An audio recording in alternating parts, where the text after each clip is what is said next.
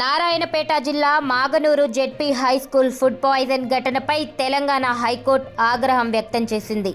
వారం రోజుల వ్యవధిలో 3 సార్లు ఫుడ్ పాయిజన్ అయితే అధికారులు నిద్రపోతున్నారా అని సీజే ప్రశ్నించారు. పిల్లలు చనిపోతే కానీ స్పందించరా అని ప్రభుత్వంపై న్యాయమూర్తి మండిపడ్డారు. ఫుడ్ పాయిజనింగ్ ఘటనపై దాఖలైన పిటిషన్లపై విచారణ జరిపి న్యాయస్థానం అధికారుల నిర్లక్ష్యాన్ని సీరియస్ గా తీసుకోవాల్సిందేనని అభిప్రాయపడ్డారు. కాగా హైకోర్టు ప్రశ్నలపై స్పందించిన ప్రభుత్వ తరపు న్యాయవాది వారం రోజుల్లో ఈ ఘటనపై కౌంటర్ దాఖలు చేస్తామని కోరారు. ఈ అభ్యర్థనపై హైకోర్టు ఆగ్రహం వ్యక్తం చేసింది. వివరాల సేకరణకు వారం రోజులు ఎందుకని ప్రశ్నించింది.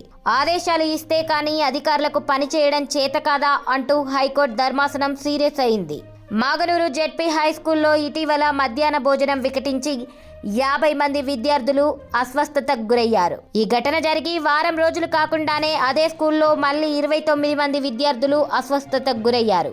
మంగళవారం అనగా నవంబర్ 26న స్కూల్లో మధ్యాహ్న భోజనం తిన్న విద్యార్థులు ఇళ్లకు తిరిగి వెళ్తున్న సమయంలో ఒకరి తర్వాత ఒకరుగా వాంతులు చేసుకున్నారు. గమనించిన స్కూల్ టీచర్లు వారిని స్థానిక PHCకి తరలించి ట్రీట్మెంట్ ఇప్పించారు. మొత్తం 29 మంది విద్యార్థులు అస్వస్థతకు గురి కాగా వారిలో 7 విద్యార్థులు వెంటనే కోలుకున్నారు. మిగిలిన 22 మందిని మెరుగైన చికిత్స కోసం మక్తల్ ప్రభుత్వ ఆసుపత్రికి తరలించారు. ఈ ఘటన మరోసారి కలకలం రేపింది.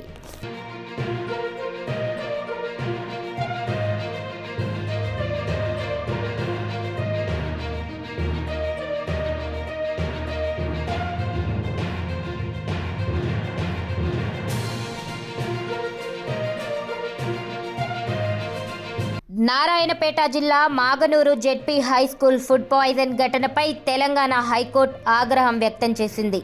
వారం రోజుల వ్యవధిలో 3 సార్లు ఫుడ్ పాయిజన్ అయితే అధికారులు నిద్రపోతున్నారా అని సీజే ప్రశ్నించారు. పిల్లలు చనిపోతే కానీ స్పందించరా అని ప్రభుత్వంపై న్యాయమూర్తి మండిపడ్డారు. ఫుడ్ పాయిజనింగ్ ఘటనపై దాఖలైన పిటిషన్లపై విచారణ జరిపి న్యాయస్థానం అధికారుల నిర్లక్ష్యాన్ని సీరియస్ గా తీసుకోవాల్సిందేనని అభిప్రాయపడ్డారు. కాగా హైకోర్టు ప్రశ్నలపై స్పందించిన ప్రభుత్వ తరపు న్యాయవాది వారం రోజుల్లో ఈ ఘటనపై కౌంటర్ దాఖలు చేస్తామని కోరారు. ఈ అభ్యర్థనపై హైకోర్టు ఆగ్రహం వ్యక్తం చేసింది. వివరాల సేకరణకు వారం రోజులు ఎందుకని ప్రశ్నించింది.